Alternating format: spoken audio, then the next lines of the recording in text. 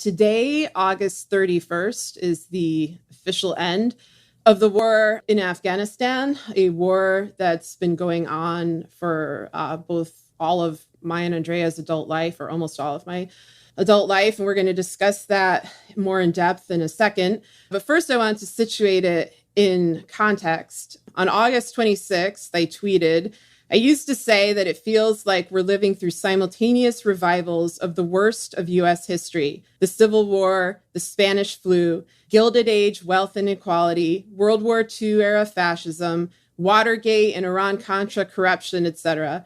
And now the quote-unquote war on terror is old enough for us to relive that too." And then, of course, 3 days later, we relived Hurricane Katrina with Hurricane Ida as a result of climate change and the catastrophes it brings. And, I could have added more to that tweet. I could have gone on and on, because we're also experiencing the return of the Jim Crow era, the fight for civil rights, the political turmoil of the late 1960s, and so on. It's like America is on its deathbed, watching its life flash before its eyes. And, it's a very sad place to be. It's a very difficult time to be living in. And, if you're tired, this is why.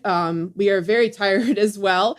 I don't have, advice as to how to balance all of these catastrophes at once, other than to stop taking out your rage on the most vulnerable people. I talked about this a couple of weeks ago in regards to people living in states where now it's all of the country. My state is, strangely enough, of Missouri, is the one where COVID is going down, because we got Delta COVID back in May. We're finally on the downward slope. But, a lot of, so-and-so deserves to die when there are kids under 12 who can't get vaccinated. There are parents nationwide who are very worried about children, worried about immunocompromised people, worried about people who don't have access to vaccines. Like, we are in a really violent and vicious political climate.